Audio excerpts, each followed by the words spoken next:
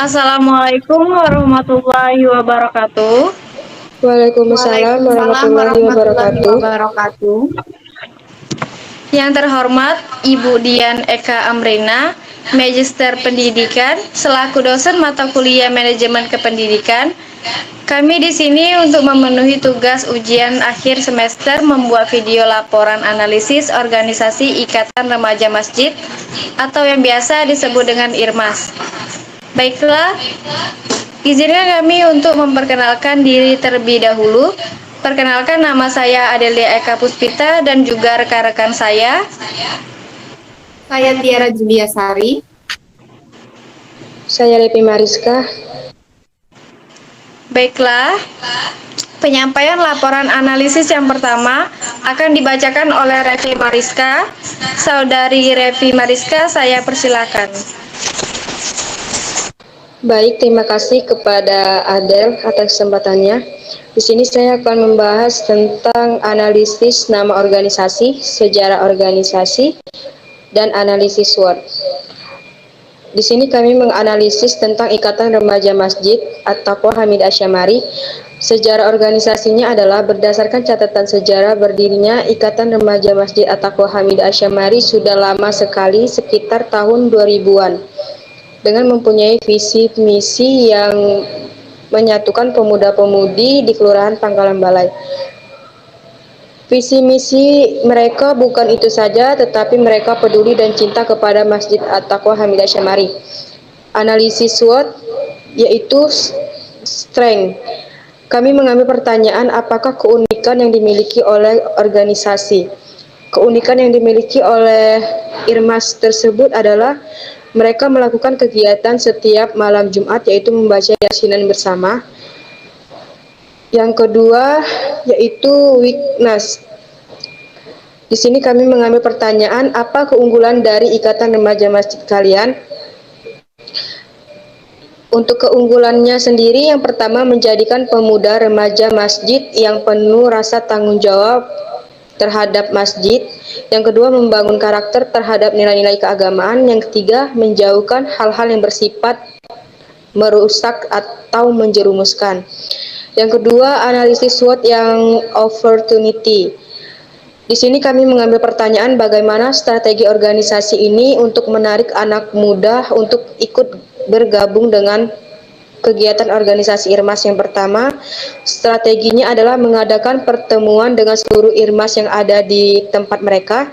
Yang kedua, mengadakan jalan-jalan sekaligus perkemahan antara Ikatan Remaja Masjid yang lainnya. Yang ketiga, mengadakan perlombaan sehingga banyak anak-anak muda yang minat untuk mengikutinya. Lanjut, analisis selanjutnya yaitu traits. Di sini kami mengambil pertanyaan, apakah Ikatan Remaja Masjid di desa kalian memiliki kelemahan? Ikatan Remaja Masjid mereka memiliki kelemahan, yaitu kurangnya terhadap kesadaran diri antara aturan yang ditetapkan. Yang kedua, kurangnya partisipasi dan anggota. Yang ketiga, masih memiliki solidaritas yang rendah dan kebanyakan anggota yang kurang disiplin dalam menghadiri kegiatan yang kami lakukan setiap malam Jumat. Kembali ke moderator. Baiklah, terima kasih kepada Saudari Revi. Penyampaian materi yang selanjutnya akan dibacakan oleh Tiara Julia Sari. Kepada Saudari Tiara, saya persilakan.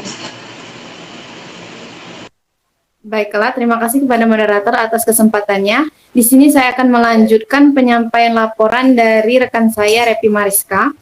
Pembahasan yang pertama yaitu visi, misi, dan tujuan. Visi dari organisasi IRMAS itu sendiri yaitu menjadikan wadah organisasi sebagai pembentuk karakter yang berakhlakul karimah. Sedangkan misinya membangun dan memakmurkan masjid secara bersama-sama.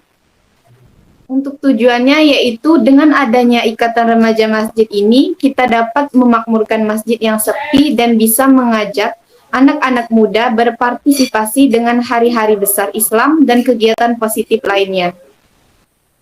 Selanjutnya yaitu poin E, membangun tim. Jika saya terpilih menjadi pemimpin organisasi ini, langkah yang saya lakukan yang pertama yaitu menjadi pemimpin yang rendah hati. Yang kedua, melakukan pendekatan terhadap anggota tim dengan berkomunikasi secara baik. Yang ketiga, memberikan pujian terhadap anggota tim. Yang keempat, menerapkan sikap saling menghormati. Yang terakhir, memberikan contoh yang baik. Jika saya diposisikan sebagai anggota, yang pertama yaitu melakukan tugas saya dengan baik, bertanggung jawab dan disiplin. Yang kedua, melakukan pekerjaan dengan ikhlas. Yang ketiga, selalu mendukung apa yang membuat organisasi saya terus berkembang. Selanjutnya, poin F, yaitu mendelegasikan tugas. Langkah yang saya ambil jika diposisikan sebagai pemimpin, yang pertama yaitu menentukan tugas yang jelas terhadap bawahan. Yang kedua, mengetahui kemampuan dan kesiapan anggota. Yang ketiga, mengkomunikasikannya secara jelas. Yang keempat, memberikan motivasi kepada anggota. Yang kelima, melakukan evaluasi secara berkala. Jika saya diposisikan sebagai anggota, yang pertama yaitu melakukan tugas saya apabila menjadi perwakilan delegasi dengan bersungguh-sungguh, ataupun kita tahu tugas kita. Yang kedua, kita harus terbuka dan menerima masukan maupun motivasi dari pemimpin kita. Yang ketiga, sebagai anggota juga perlu untuk berkomunikasi dan bertukar pikiran dengan pemimpin.